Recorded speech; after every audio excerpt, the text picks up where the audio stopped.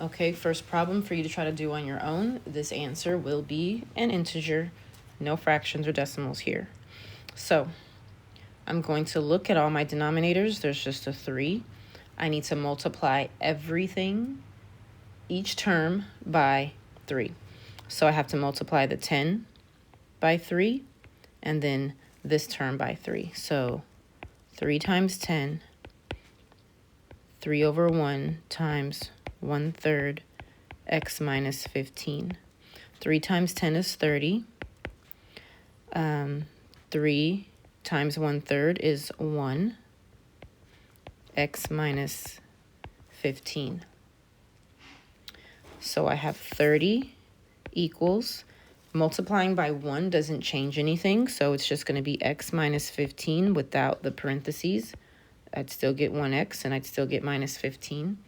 Now I only have variables on one side, so there's no step 3. I need this x by itself, so I'm going to get rid of this minus 15 by adding 15. So x equals 45.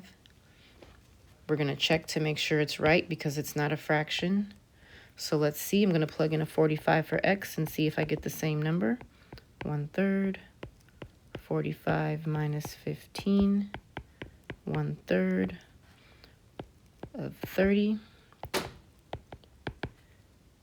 So 3 goes into 3 once, 3 goes into 30, 10. It checks out. Now I can write the answer in the box.